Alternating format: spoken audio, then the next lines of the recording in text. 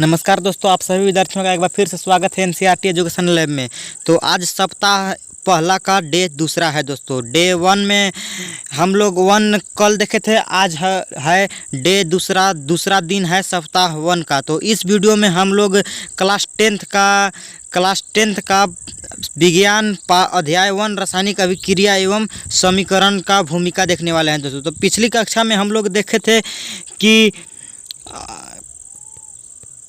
रासायनिक अभिक्रिया क्या होता है, रासायनिक समीकरण क्या होता है, और हम लोग क्रियाकलाप भी किए थे। क्रियाकलाप 1 किए थे और 1-2 भी किए थे। तो इस वीडियो में चलिए हम लोग आगे बढ़ते हैं। अब है रासायनिक समीकरण।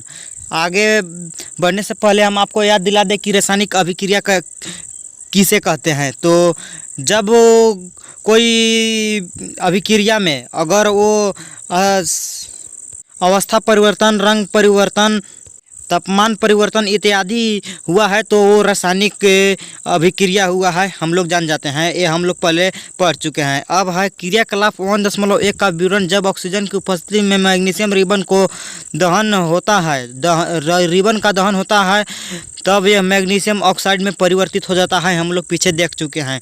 वाक्य के रूप में किसी रासायनिक अभिक्रिया का विवरण बहुत लंबा हो जाता है।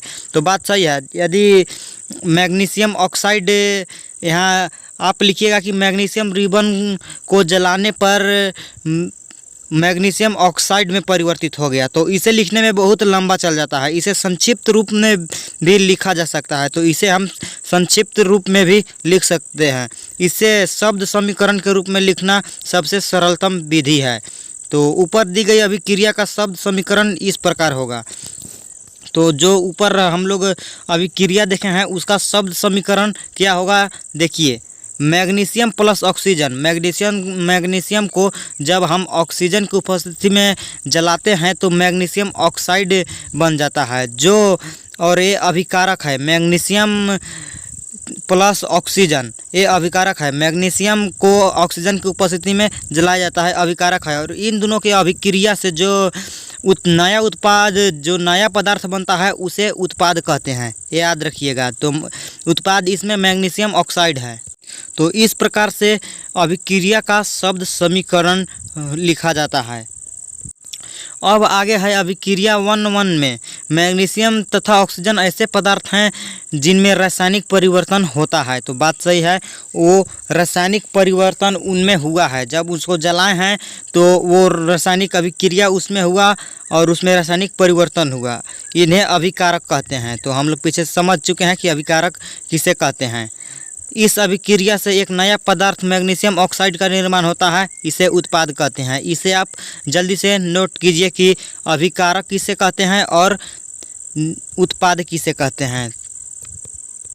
जिन में रासायनिक परिवर्तन होता है उसे अभिकारक, और रासायनिक अभिक्रिया होकर जो रासायनिक परिवर्तन होता है, जो नया पदार्थ बनता है, उसे उत्पाद कहते हैं। याद रखिएगा, बहुत ही इम्पोर्टेंट है। अब आगे कर रहा है शब्द समीकरण में अभिकारकों के उत्पाद में परिवर्तन को उनके मध्य एक तीर का निशान लगाकर दर्शाया जाता है। अभिकारकों के बीच योग को प्लस का चिन्ह लगाकर उन्हें बाई ओर LHS लिखा जाता है। जो ऐसे तीर के बाई ओर LHS लिखा जाता है, LHS लेफ्ट हैंड साइड। और इसी प्रकार उत्पादकों के बीच योग को, जैसे कि ये उत्पाद है, ये अभिकारक है। उत्पाद हमारा AB से CD बन गया, तो C+D लिखेंगे। उत्पादकों के बीच के योग को प्लस का चिन्ह लगाकर उन्हें दाईं ओर RHS लिखा जाता है। जो उत्पाद होता है उसे RHS लिखा जाता है, याद रखिएगा। तीर का सिर उत्पाद की ओर होता है। तो कह रहा है कि तीर का जो सिरा होता है, तीर का सिरा वो उत्पाद की ओर होता है। तो ये देखिए, ये सिरा उत्पाद की ओर है तथा यह अभिक्रिया होने की दिशा को दर्शाता है। तो यहाँ तक आप अच्छे से समझ गए हैं। तो अब चलते हैं आगे है रासायनिक समीकरण लिखना। अब रासायनिक समीकरण कैसे लिखा जाता है ये अब हम लोग देखते हैं। तो क्या रासायनिक समीकरण के निरूपण की इससे भी संक्षिप्त विधि है। तो हम लोग पहले देखें कि शब्द से हम लोग रासायनिक समीकरण लिखिए। अब इससे भी कोई संक्षिप्त विधि है तो शब्दों की जगह रासायनिक सूत्र का उपयोग करके रासायनिक समीकरण को अधिक संक्षिप्त तथा उपयोगी बनाया जा सकता है। तो कह रहा है कि यदि शब्दों का कोई भी यदि शब्द है उसका हम लोग रासायनिक सूत्र पहले निकालेंगे और रासायनिक सूत्र की मदद से हम रासायनिक समीकरण लिखेंगे। रासायनिक समीकरण किसी रासायनिक अभिक्रिया को दर्शाता है। बात सही है, यदि रासायनिक समीकरण है तो रासायनिक अभिक्रिया को ही दर्शाएगा। यदि आप मैग्नीशियम ऑक्सीजन तथा मैग्नीशियम ऑक्साइड के सूत्रों का स्मरण करें तो उपरोक्त शब्द समीकरण इस प्रकार लिखा गया है। तो देखिए Mg मैग्नीशियम है और ऑक्सीजन O2 ऑक्सीजन है और इससे देखिए इसके दाईं ओर यानी कि उत्पाद की ओर इसका सिरा है। ये उत्पाद है, ये है इधर बाईं ओर अभिकारक है। ये बाईं ओर अभिकारक है और ये उत्पाद है, याद रखिएगा। तो Mg प्लस O2 बनाता है MgO यानी कि मैग्नीशियम प्लस ऑक्सीजन बनाता है मैग्नीशियम ऑक्साइड।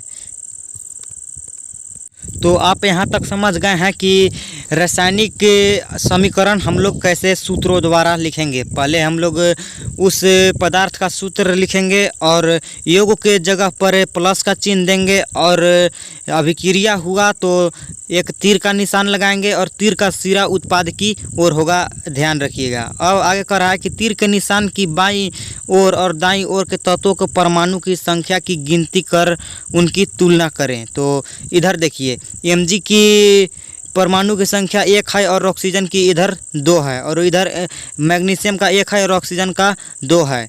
तो क्या दोनों और तत्वों के परमाणु की संख्या समान है? तो इसमें नहीं है, लिखेंगे नहीं है। यदि है तो समीकरण संतुलित है। तो अब देखिए कि यदि दोनों तरफ प्रत्येक परमाणु की संख्या बराबर है तो समीकरण संतुलित है। ये याद रखिएगा, संतुलित समीकरण किसे कहते हैं। यदि नहीं है तो समीकरण असंतुलित है, क्योंकि समीकरण के दोनों ओर का द्रव्यमान बराबर नहीं है। तो यदि कोई भी अभिक्रिया को अगर समीकरण के रूप में आप लिख रहे हैं तो यदि दोनों तरफ उत्पाद में और अभिकारक में दोनों तरफ प्रत्येक परमाणु की संख्या बराबर है तो संतुलित समीकरण होगा, अन्यथा असंतुलित समीकरण होगा। अगर संतुलित समीकरण है तो उसका द्रव्यमान बराबर होगा और असंतुलित है तो उसका द्रव्यमान बराबर नहीं होगा। अब आगे कर रहा है किसी अभिक्रिया का ऐसा रासायनिक समीकरण ढांचा रासायनिक समीकरण कहलाता है। तो इस तरह से लिखना रासायनिक समीकरण कहता है। इस समीकरण मैग्नीशियम के वायु में जलने का ढांचा समीकरण है। तो ये देखिए मैग्नीशियम की वायु में जलने से मैग्नीशियम ऑक्साइड बनता है। तो आप अच्छे तरीके से इसे समझ चुके हैं। अब हम लोग नेक्स्ट वीडियो में मिलेंगे, डे 3 में मिलेंगे, तीसरा दिन मिलेंगे। कल पढ़ाई होगा संतुलित रासायनिक समीकरण का महत्व और संतुलित रासायनिक समीकरण कैसे लिखा जाता है। तो कल का वीडियो बहुत ही खास होने वाला है, कल का क्लास बहुत ही खास होने वाला है, इसलिए कल भी आप ज़रूर आइएगा। तब तक के लिए जय हिंद।